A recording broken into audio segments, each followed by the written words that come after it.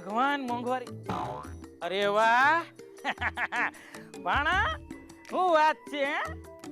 આ પેપર વાંચવાનું ચાલુ કર્યું છે ને કાંઈ?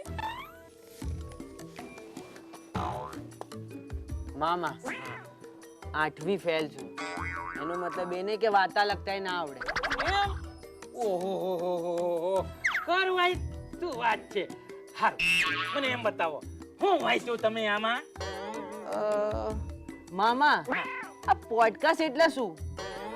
પોડકાસ્ટ એટલે પોડકાસ્ટ હવે ઈ તને કેવી રીતે સમજાવું ભણા? મામા ઈમ નહીં, આ પોડકાસ્ટ એટલે કઈ કાસ્ટ ઈ કોને? પોડકાસ્ટ એટલે એવી કાસ્ટ ભાણા કે જે પોતાની જાતને સેલિબ્રિટી સમજતા હોય. ઓહો, મતલબ બહુ ઊંચી કાસ્ટ છે એમ? ખાસ તો વળી આ ઈ કાસ્ટ વાળાને છે ને માઇક વિના હાલે જ નહીં. ભલે સામે એક માણસ બેઠો હોય તો એ માઇકની અંદર બોલ્યા જ કરે. આ મને થયું તું આ હામે ખાલી એક જ દોડ્યો બેઠો તો આ તોય મોદી સાહેબ માઇકમાં કેમ બોલે છે? જો સાંભળ, એ માઇકનું કામ જ ઈ છે કે બીજું બધું સંભળાય કે ન સંભળાય પણ આપણે જે બોલીએ ને ઈ હંધાઈને સંભળાવવું જોઈએ. ઓહો, એટલે આ કાસ્ટમાં આવવા માટે જ્યાં જઈએ ત્યાં જોડે માઇક લઈ જવું પડે એમ? વાહ, હવે તું હોશિયાર થઈ ગયો હો ભાણા. પણ મામા હા. આ 3 F એટલે શું? કયા 3 F? આ જુઓ ને, આ મોદી સાહેબ કહે છે કે યુક્રેનના યુદ્ધને કારણે 3 F ને તકલીફ પડી છે. જો હું કહું કયા F?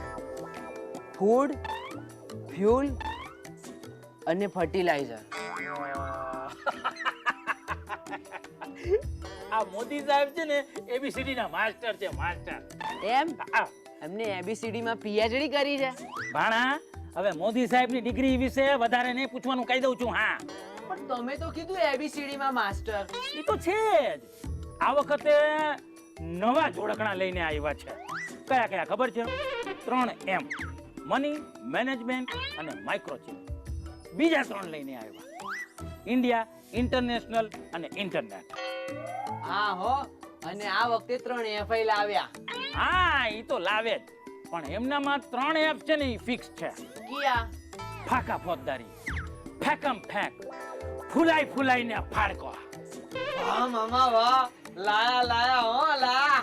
હાસ તો ભાણા, મારું નામ જગત મામા એમને એમ નથી પડ્યું હો. પણ મામા આ મોદી સાહેબ એમ કહે છે કે જ્યારે મોટા નેતાના હાથ મિલાવે ત્યારે એકલા હાથ નહીં મિલાવતા. હાસ તો ઓડી આ સિક્યુરિટી વાળા, કમાન્ડો એમને તો હાથે રાખવા જ પડે ને. કાઈ એકલા 56 ની છાતી થોડી રખાય. એમ નહીં, તો એમ કહે છે કે જ્યારે હાથ મિલાવે છે ત્યારે 140 કરોડ લોકોએ હાથ મિલાવે છે. ઓહો, તો મોદી સાહેબ એવું કહેતા હતા? હાસ તો મામા, આ સામે વાળા ગાંડા ના થઈ જાય. આ 140 કરોડ સાથે હાથ મિલાવતા આ સાહેબે ઓછી ના ફેંકવી જોઈએ. બાળા, એ પર ફેંકવું તો એમની ઓળખાણ થઈ ગઈ છે. અને એ પર પ્રિય થાય ને. એ કઈ રીતે? જો 140 કરોડ માંથી 80 કરોડ ને ફ્રી અનાજ ખવડાવે છે ને. હા, ભલે ને પછી એ ફ્રી અનાજ માર્કેટમાં એમના ચેનલો થકી વેચાતું હોય. એમાંય મોદી સાહેબ તો ઇન્ટરનેશનલ પોડકાસ્ટ વાળા થઈ ગયા. મામા, ઈ જે ધોળિયા ભાઈ હતા ને જેને મોદી સાહેબ નું ઇન્ટરવ્યુ લીધું, એમણે કીધું કે ઇન્ટરવ્યુ લેતા પહેલા 45 કલાકનો ઉપવાસ રાખ્યો તો. ઈ ધોળિયા ભાઈને છે ને મોદી સાહેબ નું જૂનું વાક્ય યાદ આવી ગયું હશે કે ખાતો નથી અને ખાવા દેતો નથી.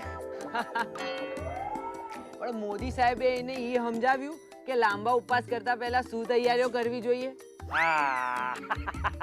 આ તે મુદ્દાની વાત કરી હો બાળા.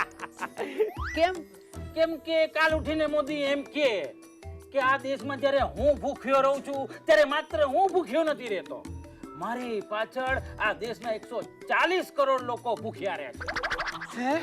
મામા, મારી નાખ્યા. આ તો આખા દેશને ભૂખ્યા રાખવાની વાત કરે છે. તો ભાણા, તું પણ કાલથી તૈયારી રાખજે. હું શેની? ફાસ્ટિંગ ની કે ફાસ્ટિંગ વિશે ફેંકવાની? ભાણા, તું દિવસે હોશિયાર થતો જાય છે હો. બાળકોનો જગત મામાનો. ચાલ ભાણા ઓલી ચાની ટપરી છે ને ત્યાંથી સરસ મજાની ચા લઈ આવ અને એક વેફરનું પડીકું લઈ આવ. વેફર કેમ? મારે ફાસ્ટિંગ છે એટલે. ઓહો મામા જીવતો રે ભાણ્યો ભાણ્યો ભાણ્યો.